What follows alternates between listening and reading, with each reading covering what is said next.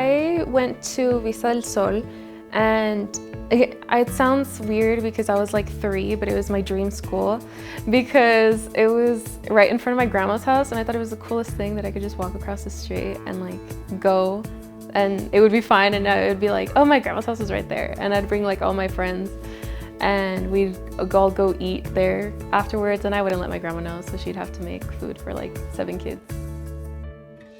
It was really fun. I started there in pre-K when I was 3. And I felt like it was really interactive. Teachers were really supportive. They were like, I know you're like 5, but you're gonna do amazing things one day. And it helped, and it pushed me to do better and to be better.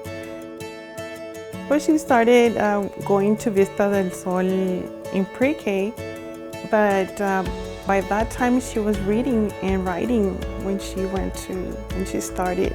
She was a baby when she used to carry the books. And I remember she wasn't going to school yet, and she used to tell us, no, it's because I have to do my homework. So the first time I had heard about early college was in middle school, actually, where they all came and did presentations. I was like, how am I gonna be doing college and going to high school? And that's weird. How am I gonna do both of those at the same time? It was a lot of work that she did, but she would do it like, it was like nothing for her.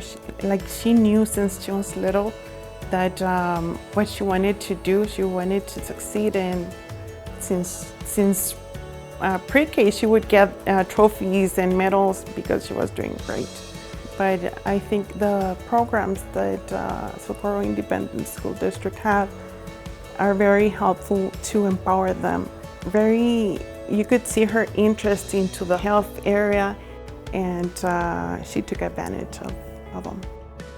It kind of accidentally slipped into my mind because I wanted to be a teacher, because I liked my teachers, and I was like, this seems like the coolest job ever. Then I started seeing myself getting more involved in health things. Like, my grandma was diabetic, so I would give her insulin shots, or I would like trim her nails and those kinds of things.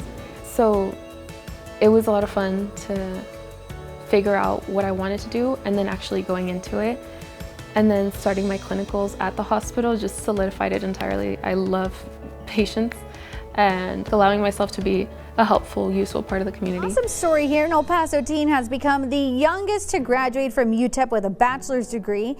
At 19 years old, Andrea Hernandez graduates from UTEP nursing graduate ever. And I was like, whoa, I thought it was just in my cohort. And I got really thrown off because I didn't know until after it had been published. And I was like, oh, I think this is wrong. And they were like, no, we checked the records. And I was like, oh. The achievement was there, and we were happy that graduated from UTEP so early, and we're all happy because she can do more like at an earlier stage of her life, because she's only 19. I see her very little, but I know she can do more.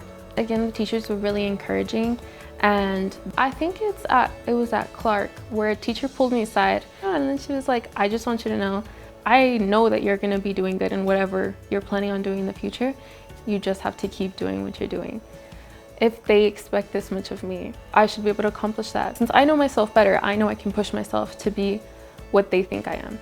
I'm very thankful with SISD for all the support, for all the experience my daughter had with them, for all the programs they're offering. Her graduation at 19 is a result of a great job from SISD, from all the teachers, the staff, every single person that touched my daughter's life since she was in pre-K.